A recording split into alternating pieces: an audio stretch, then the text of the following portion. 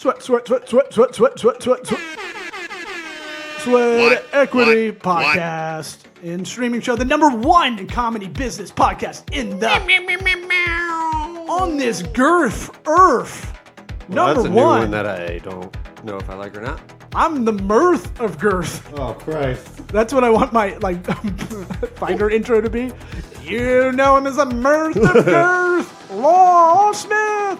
Running in with a chair. For realsy, we just won another award, right? Yeah. What is it? I don't know. It was. I sent it to you. Okay. Dude, you just gave me so much sass. I did the whole episode, too. What was that? Sassy. That was a chick sass. Bro, I've been sassy all day. Your hands might as well have been on your hips. They were. I already sent it to you. You can listen to this pragmatic entrepreneurial advice with the real raw dog talk on iTunes, Apple Podcasts, Spotify, iHeartRadio, anywhere podcasts are served in your eardrums. What? This episode is sponsored by Zupyak, Zupyak, the first search optimized AI writer. I've been using it. I'm a member, man. Look, I love it. I don't like all these very complicated AI content writing things. I just need to write a landing page. I just need to write a blog post. Bing, bang, boom. 4 steps. Here's all the keywords I need.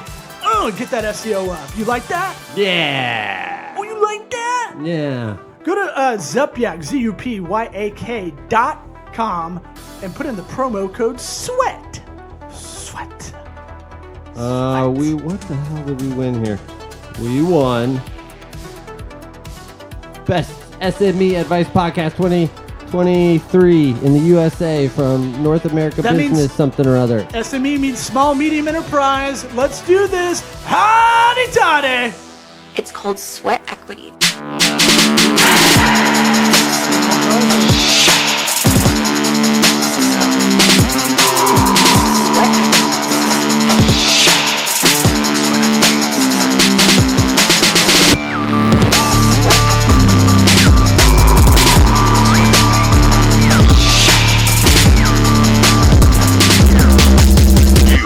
Listening to the Sweat Equity. Am I in the right place? Yeah, you're fine. I was running stand-up bits by Eric. It wasn't going great. Is always a bad idea. You guys, we're recording on Zoom, or do you guys use a different platform instead? I was just following what we use in the calendar invite. Oh yeah, we're gonna go live. We're live on tape. Well, yeah, we use Livestream Studio, so this isn't we plug you in, but we've got our own cameras on our side. Yeah, Well, but we try to keep it efficient for both sides. The less production, the better. I just was asked to do a podcast, and they wanted me to do a pre-interview, and I was like, "Nope, I'll do your podcast, but I'm not doing any fucking nope." And I'm not listening to the show beforehand either. Right. Then it was like, well, all my biggest guests do that, and I go, I don't care. You asked me. I don't want to do this. I don't want to do this. Period. Why would you? Yeah. Anyway, that aside, Jake, why don't you tell the people where to find you, who you are, where to find you, what you're about. What kind of guy are you? Yeah, I can start there. I'm trying this new thing when people are like, tell us about yourself. I don't just say founder and CEO of Thursday Labs and blah, blah. It's more like, who am I? And then same with what I ask other people. I'm a very outdoorsy guy, and I love action sports. And I think that says a lot about me versus just me saying that about myself. So I love a damn good adventure. And I think that the way I build companies, the way I engage with people around me, pretty much all the decisions I make are just is this going to be a damn good adventure or what? So that's I think the root of all of it. I just moved 3 days ago from Brooklyn to Los Angeles. So I'm in a half empty house right now, which is probably why you hear a little bit of echo and there's nothing on the wall behind me. And that was largely in pursuit of better surfing. So there you go. That's pretty cool. And by day, I run a company called Thursday Labs, which basically I help B2B startup founders build their companies through thought leadership content. And we've got a whole system and process that helps us basically take new founders who just raised their first bit of money and turn them into a whole thought leadership machine. We like that. We like people that help people in the business world, entrepreneurial world. What neighborhood in Brooklyn and what neighborhood now? Oh, God, you got to do the geography thing, dude. I love maps. You love Call to me play Rand McNally, You ever been motherfucker. down this street before? Okay, go ahead. Sorry. I'm into it. I dig it. I was in Greenpoint in Brooklyn, and Ooh, now I'm in fancy. Venice in LA. I lived in Marina Del Rey. I love Venice. Is it I crazy? know cities too. No, well, here's what's interesting. Orange County. It's crazy because there's campers everywhere. When I lived there 13 years ago, there's campers around Gold's Gym. Like every place in Venice has all these like kind of squatters, but they have to move for the street sweeper once a week. So so they're kind of mobile-ish, you know? Yeah. They got to roll it down on the other side of the street. Technically not homeless. Well, the technically homeless they would be problem homeless. in LA is like wild. Like it was bad when I was there, and it's exponentially worse now. Is that still pretty bad down there? I don't think it's the worst I've seen. It's Wow. It's kind of what I was expecting. I've lived in New York for a long time, so that I grew up around homeless people in some capacity. Sure. I lived in Denver for a while, both like the 20 teens and then also during the pandemic. So I've seen some pretty bad homeless populations there. I spent a little bit of time in the Bay Area, which is the worst I've ever seen. This is not LA's not so bad. What I'm noticing in Venice is you see people like cruising around with big shopping carts and stuff, but the campers, they're like all in one street. I'm like, great, that's not my street, so whatever. Yeah, but I'm talking near the that's American History X basketball courts out there, right. yeah, all that shit. Yeah. Like, but what you think of like this is a merry place. This got skateboarding bowls and sidewalk hustlers and all that stuff. But if you go inland, you're going to see a lot more. I'm pretty sure. Oh, I went to San Francisco, and within 2 seconds, I'm not exaggerating at all, of getting out of the cab, guys smoking crack on the street, just right there. Dude, tight. Within like 2, I was like, oh, okay, cool, let's get to the hotel. But San Francisco's mind-boggling because it's like the richest and the poorest in the same area. Yeah. There's a weird It was duality. still of like living kind there. of nice. I was like, oh, he's smoking crack, but like the environment itself is still not that bad, even with him doing that. You know? Well, I know. And it's windy. The smoke blows away. And all the turd smell, it goes away. It's not like hot piss in exactly. Manhattan. Like that air is flowing, dude. That homeless air is flowing away all the time. Jake, why not Texas? Get that income tax credit. Because I snowboard and surf. Can't really do much of either of those things there. I've also never been to Texas. Why don't we pitch Florida to you? How about you come wearing to a cowboy Tampa? hat? Yeah, your hat says cowboy hat. Yeah, that's my Colorado era. I'm a big fan of Colorado's. Florida also not really for me. Again, there's like not too many places with a lot of waves, and yeah, I mean, the tax thing, it sounds nice in general. Kind of like I don't get enough value out of the rest of my life for me to make that worth it. I think in those places, just based off what I'm into. Good for you. Hey man, I just love Florida. I just want to pitch it to good people, you know. Yeah, where are you guys right now? We're in Tampa. Got it. Now we ask everybody that comes on for the first time a couple of questions. First one. Yeah. Did you listen to this podcast before coming on? Nope. Yep. Excellent. That's I think that's the majority of the answers. Pretty common answer. No, it's kind of loaded because everybody we have on as a guest is through a booker especially is pretty busy. So but you know, you could have thrown us a little something. Well, I mean, we just got done talking about how we're not going to do the pre-interview. I'm not listening to the podcast beforehand. Oh, this is it. This is it. But yeah, but that's us. We're the bad boys of business podcasts. We're special. Yeah, we're different. unique. Okay, my mom thinks I'm cool. Yeah. Both our moms. And so the other question we asked, and we're going to go deep, like mushrooms deep here. What advice would you give your 13-year-old self? Well, let's start by thinking, what was life like at 13? So I was in 7th grade. My advice would be ask her out. And that's literal and also metaphoric.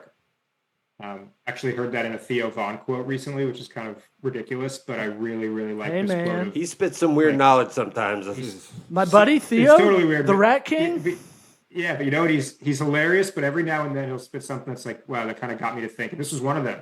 Ask her out. And I love this because it certainly means like you see a gorgeous woman that you're attracted to, like go up and say hello, but it also means like think about moving to a new city. ask her out. Or you want to try a new food, ask her out. Or you're Take a intrigued chance. by a new hobby. Take the chance. That might be Just my like you favorite said. new answer. Yeah, Might be my favorite one. I would. Yeah, just I go for it. I bucket it under like that's kind of the same ish. Yeah, don't be a pussy. Yeah, well, it's like don't overthink it. Just go do it, right? Yeah. Yeah. But I like that. And That feels melodic almost the way you put it. Totally. Yeah, and the reason that's my answer for 13 is because I got some version of that advice, and I actually took it when I was probably 19 or 20, and then my life completely changed in Wait, so many great ways. You got the advice at 13, or you got it at 19 and followed it at 19? I got it I followed it at 19, and I constantly ask myself, I'm like, where would I be if I had an extra 6-7 years of following that advice?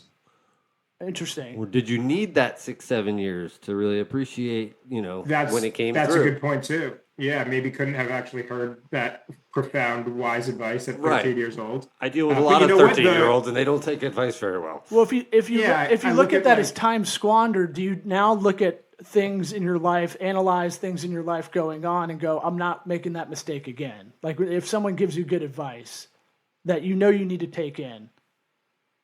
It's a good question. I think there's a lot of, I believe in essentially what you're saying, which is, am I even able to receive that advice at that time? Like, were you even able to notice it or understand it or internalize it or conceptualize it? So I'm probably receiving advice or hearing advice or being told advice all the time right now that I'm not even able to fully wrap my head around or realize that like this is probably something to pay attention to. And maybe in 5 years or in another 10 years, then I'll understand it. So I know that's a bit of a loaded answer, and I hope it gives a little bit to your question. I was more or less saying, do you look at things in your life now when you do have, let's say, a real interesting conversation that someone gives you advice that you did ask them for? Are you more actionable now, or do you find yourself doing the same kind of loop of like sitting on it for a little bit and then being mad that you sat on it? I'm more actionable. It's always been in my personality to be pretty actionable, but there are, I think like anybody, my, 3 or 4 things that I just like suck at and need to work on and probably should go to therapy for or address in therapy. Tendencies I've had since I was a kid that come out in different ways and in various aspects of my life. And so those ones, I keep sitting on them, I think because I'm a human being. And it'd be nice to, for whatever reason, figure out ways to not sit on those things so much. But I think like, is there anybody out there who doesn't have a couple things that they like consistently keep showing up that they need to work on? I think that's just part of it. Yeah, we were just talking about how I needed therapy and I didn't want to go. A Yeah. couple episodes ago. And you actually pushed me into it when I needed to go. Like you nudged me into it a little bit, and I did the BetterHelp thing. It kind of got my toe in the water, and then I did in-person sessions with like that felt like Goodwill Hunting. But it was like Why? because he was a hard ass, and he I was. thought you were doing math and shit. Oh yeah, no, I was doing some calculus on the wall. Yeah. And he's like, "Why would you do that to my whiteboard?" And I'm like, "Oh, we don't do the whole thing." But yeah, You're not Robin Williams and I'm Matt Damon here. Is that not how this works? Yeah. And as you said, you were talking at the top of the show, how you describe yourself. My new dad joke is to say I'm a former D1 mathlete. So, Nice. we can get some puns in there. Nothing from the soundboard on that one. I'm doing a face. Yeah, okay. It's not good. We've got a soundboard that. No, the soundboard, I mean, I know. do you even care about the setup of this show at all? We've You got don't know how company, any of it baby. works. I You know. just expect you just show up and expect this Magic to happen. You're doing great. You're doing great. Thank you. Finally. I know. all I I needed. see That's you. all I need. I see you. Thank you. Okay. Oh, hey, Jake. So, what? We should go to therapy, you and me. Couples therapy. You want to do that? We should. We probably should actually. Be like, we're doing trust falls right now, dude. Ball punches. So you're in Venice now. Big life changes, and you know what? I like that you said you're a 3-dimensional character. I think a lot of people in your space, right? Because you're kind of in this position. Let's call it brand position of, you are an advisor, right, to those that need help, right? And I feel like a lot of that a lot of it's so squeaky clean and unhelpful kind of content that you see out of probably your peers in your segment, the business coaches. Just go, anybody. He's trying to get you to talk shit about your competitor. No, but if you do, that'd be great. But like go in LinkedIn, look at your in-mails, and if it's not like overseas outsourcing, like promotion help, it's going to be these business coaches that are flawless. I think it's important that you have flaws and you're talking about them. So I don't really have a question. I was just saying, good on you. Yeah, thanks. I appreciate that. I will not call myself a coach. I'm not a coach. No, I don't run an agency. Those are two of the few buzzwords that I've just always been contrarian about things. That's probably the easiest way to put it. And so when everyone's calling themselves X, I'm like, well, what can I call myself that people haven't figured out yet or haven't started to call themselves yet? What's Y when everyone's going for X? And so, with Thursday Labs, like it has elements of an agency, but like it's not. It's a company. This is more of a startup, if anything else. No, I didn't mean to down round. Other people would be called a coach too. Yeah, not at all. I know. I think it's a good discussion of like more of where things are at right now with this type of this industry, this business. It's almost like you don't need to have credentials to call yourself a coach or an advisor or a consultant or an agency leader. You kind of just need to like start. That's pretty much it. The bar's so freaking low. And that for those who have been in it for a while, I mean, I started this company, a different version of this company. We pivoted into this. I started it 10 years ago when I was 18 years old. So and for other folks who have been in it for a while, I think it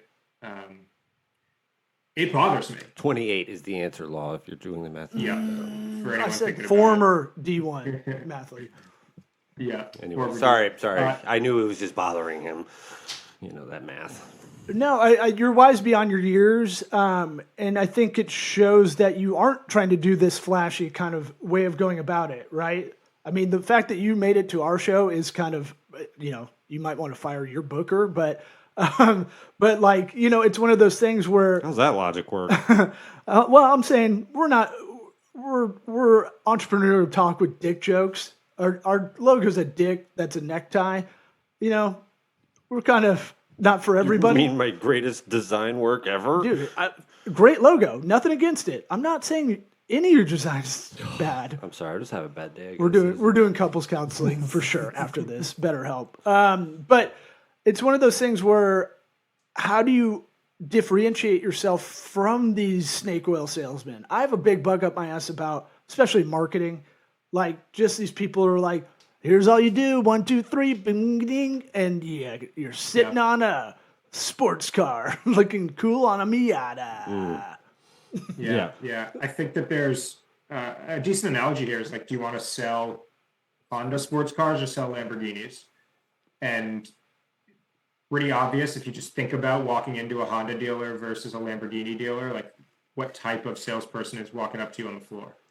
They're very different people, and they have a whole different approach as to how they're going to potentially sell you that car. And by the way, that Lamborghini salesperson, they might not sell you that car. I was just going to say they might just play hard to get the whole time. They might play hard to get. They actually are hard to get. They might kick you out of the store if you're not the right fit there. And versus Honda, they'll sell to anybody. So that's part of it. It's kind of like instead of I don't talk the talk. I'd rather just keep my mouth shut and do great work. We turn down clients that we don't think we can be successful with, or that we want to work with. I try to put out as little content about ourselves as I possibly can. Some of it is strategic, but everything's about others. And those are just the pure opposite of what I think all the snake oil people do. It's really that simple. That's interesting because, on my bullet point cheat sheet here, it says, why are so many startups struggling with brand building? But I would say in the beginning, you are the brand, and your Thursday Labs has a more personal touch that's kind of the bespoke brand positioning, right? That's, you actually give a shit. That's your thing. So I find that interesting to basically take yourself out of a lot of content when that's your like advantage, right? Yeah, I think I can still be in the content. I think any thought leader should still be leading the thought, but I don't think they should get on and talk about themselves. I think they should ask really damn good questions to others. I think they should provide thought-provoking topics that get people to think, or they entertain, or they inspire, they educate. But the opening of like, I've done X, Y, and Z, so you should listen to me, or hey, can I tell you all about myself? It's just like, no, not interested in you. I'm interested in me. Why would I want that? Yeah, it's almost a short money introduction when people do that, right? It's like it will work on the people that don't think about it because they just go, I want to see results from previous. That is fact, and nothing can go wrong for me. I am data-driven, so I am faultless. I make data-driven decisions. You know, what are some tips for building a marketing team, a growth engine? That was my engine noise. I hated it. Yeah, I think that the best place to start, if you're a startup founder or you are somebody who's building a company where you want to be the forefront of it, the face of it, which I think, first of all, way more B2B business people should be doing that, not just consumer brands. Best place to start is by producing your own podcast, but don't care about people listening to the show. Check. Yep. Pull out the short form clips and edit them. Okay. Write a blog every week. Write a newsletter every week. I believe that's the best place to start foundationally, and that's reflected in my company's product and our offering. Right? Like, I believe in it so much that we sell that. And I believe heavily in the volume game and the repurposing game. So you can take an hour a week to record an episode, and that can very easily yield over 100 or 200 plus pieces of content across the internet, all pointing back to the same place, which is damn good SEO. And to take a few hours a week to do that between one or two people is pretty damn good investment, in my opinion. So that's a good place to start.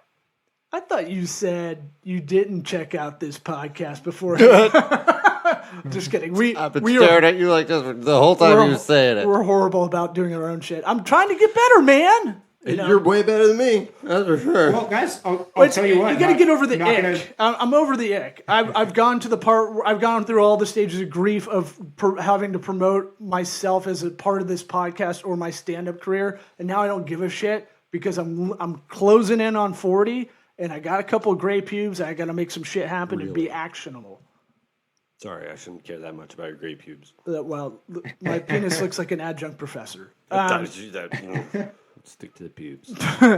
But I mean, like, repurposing time. Time is your commodity. That's kind of what you were circling around in my head. Now, how do you get the most out of the thing you did? The hard part's the opinion. I feel like the angle to make the content, to go on your podcast and go, what's one of ours? I'll mark this right now, and you can use it. How I just do this to shock you because you get uncomfortable. The swastika was one of the greatest rebrands in history of branding. I mean, contrarian logic kind of flipped it on its head. I don't agree with it, the message it is now, but it was a Hindu sign of peace. I'm not uncomfortable, by the way. You used to get uncomfortable and be like, bah, bah, bah, bah. You would also, turn me into a, far right. When you shaved your head a lot, it was like that was American What history. Is different than now? I don't know. You're cute. That's dude. what it's all. You're just trying to make me feel better. Jake, before we can go back and forth and pretend like you're not here, like we're a Cuban couple. Yeah, you got to keep us wrangled. So, and part of that organic content for driving startup growth, like, again, not putting yourself in the story, in the narrative personally. I find this interesting because everything comes from you down, correct? You're the founder. Yeah. And you chose, they're like, is it an ick factor? It's a saturated factor. It's just everyone's out there, kind of looks the same, went to the same colleges, raised money from the same VCs, saying the same shit. And that gets pretty tired and old at the end of the day. And I think everyone then looks like a salesperson trying to sell their product, sell their company, sell themselves. And we hate that as a consumer base now. It just doesn't resonate. So I think instead for founders, and this is what we focus on, like B2B startup founders, right? the strategy and the approach is build a table, virtual table, and you're going to be the head of the table. And you're going to invite 12, 15, 20, 50, 100 very influential, thought-provoking, smart, awesome people to join you at that table. And you're going to be the one to lead the conversation, to ask really good questions, to connect each other, to kind of sum up the points people are making. But no one heard of you, but they've heard of everyone else. But the fact that you were the leader of that table, now they start to associate you with all the other people at that table. And if you don't have an ad budget, but you have a little bit of time and you've got money to, $6,000 a month, $8,000 a month, not a lot of money for an early stage startup. That's a really strategic place to start, which is like build these relationships with the influential people in your industry, provide them value by having them on your show and giving them free content, asking them really good questions, just be known. That's the first place to start, to become known. I think I'd go backwards a little bit, do that resource audit. What do you got? What do you got right now? Right? Most people don't have the budget, so you got time. And I always think about how you're going to fill your cup, right? Yeah. Like, what's the best use of your time? Building relationships, right? That's the long game. What can I do short term? All right, I can knock out these little things to set me up for the future, kind of, this week, this month, that kind of thing. Short term, long term at the same time. Do you have something? Huh? What? You look like you were going to say something.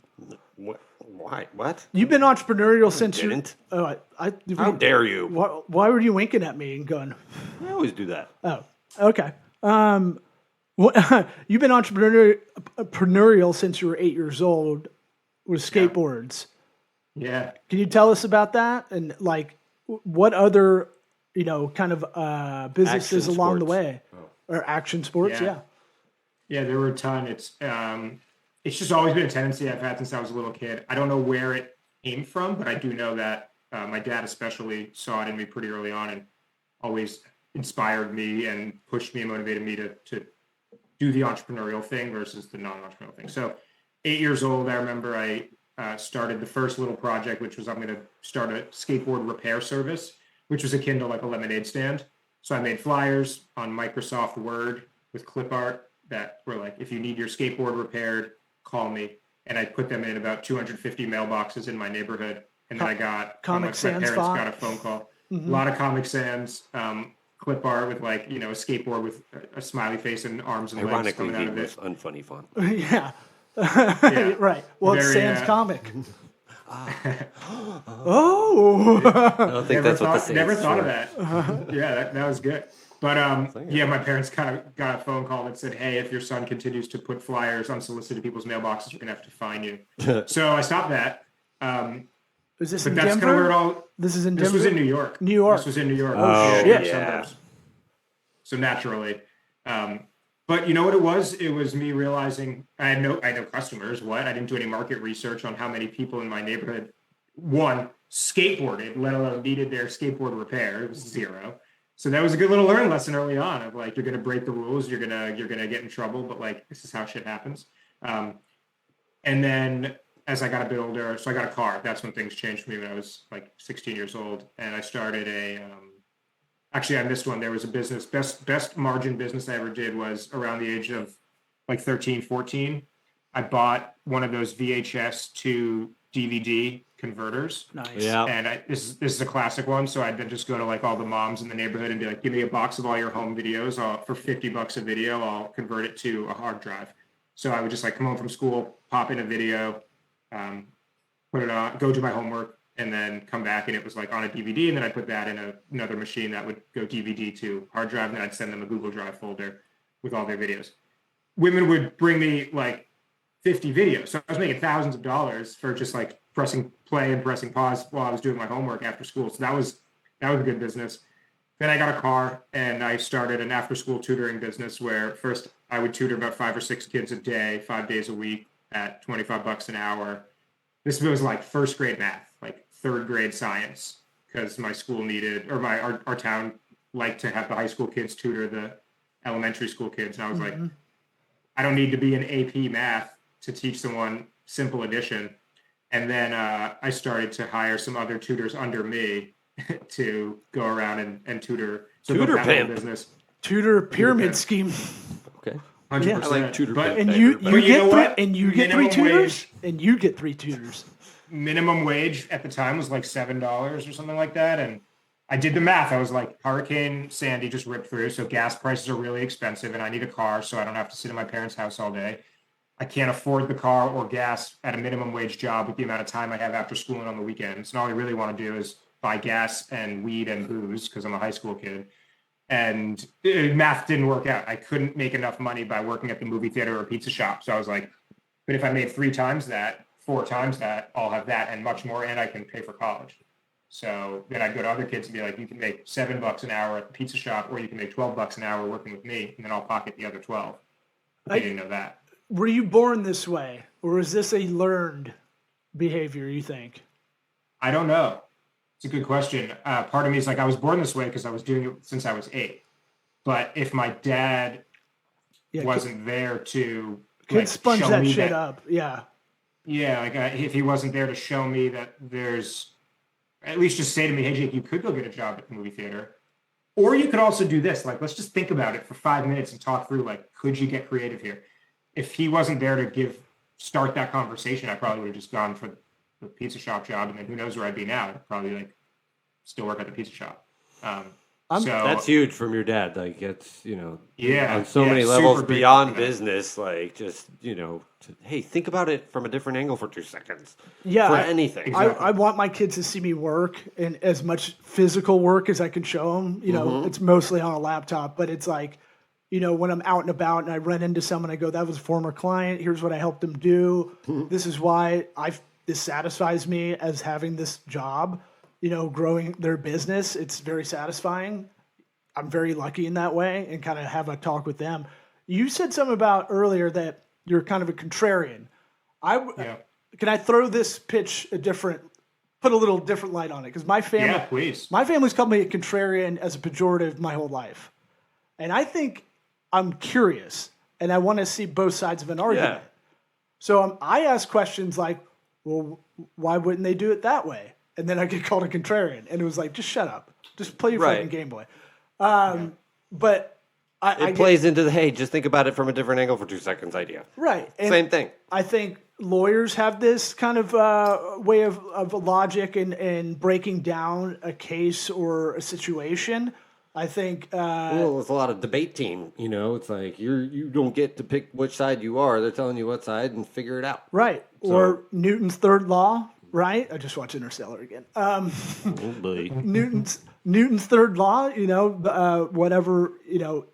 Whatever force has a equal force to that. That's exactly the way he said it. That's how he said it, dude. He said it. Fuck it. He stole it from someone else probably, but it's one of those things that do you think you're just insatiably curious and not? I think you said it as a contrarian, as a kind of a slamming yourself a bit, and I was like, I think it's a curiosity thing. I was gonna say you and I are both. We consider ourselves contrarian. Just I'm similar to say I don't like to do stuff the way other people do it. But we also want to be funny a lot of the time, right? Well, and comedy is contrast and conflict, so it's like, Yeah, I actually take pride in calling myself contrarian. I'm definitely curious, but I kind of sum it up in like to be almost a little bit aggressive but real about it.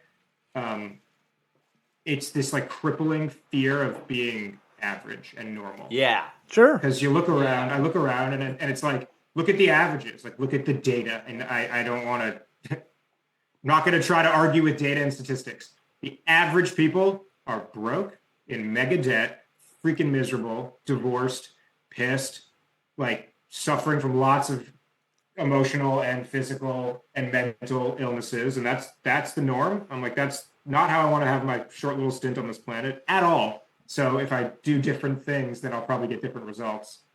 Yeah, I'm with you. I think Eric co-signs on that as well. Co-signed. I can't be the guy in a scratch off line or a lotto ticket line. I can't. It's nothing's worse than being stuck behind somebody.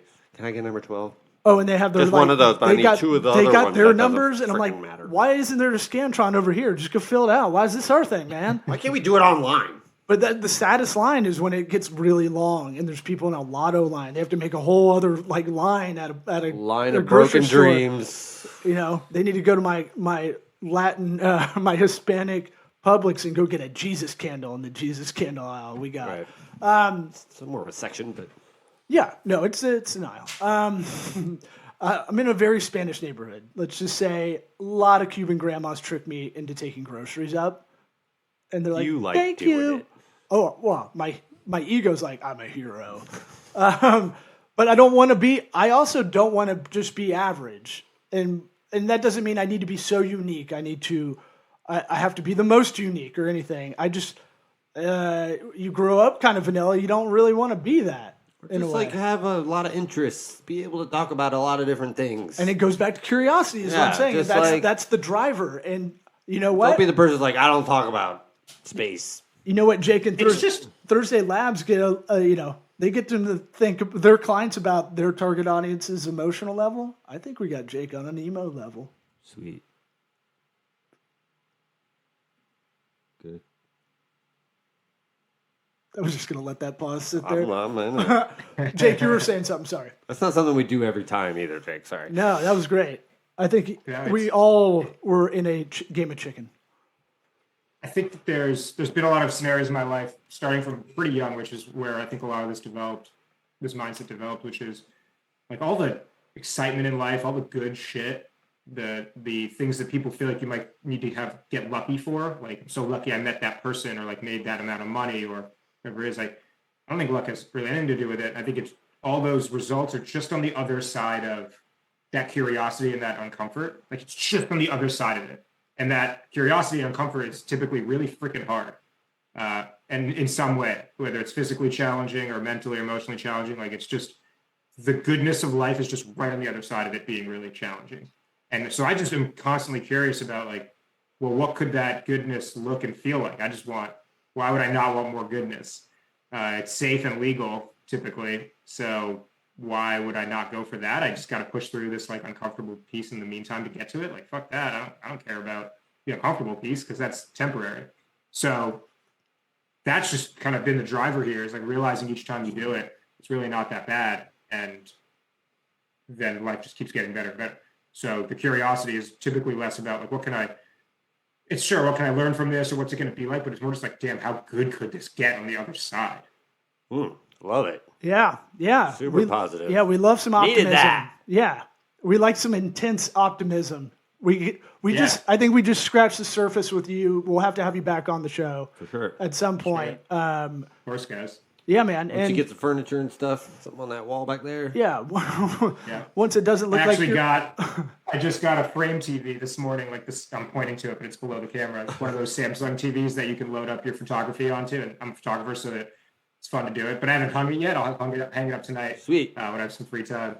Yeah. So that'll be in the background. That whole thing of like getting a new place, you're like, God, I don't want to do any of this. Yeah. But keep it curious and just ask the girl out, man. Yeah, That's great. 100%. All right, buddy. 100%. Appreciate you coming on, and we'll have to have you back on pretty soon. Thank you, guys. Really appreciate it. This was fun, and we will talk soon. See ya.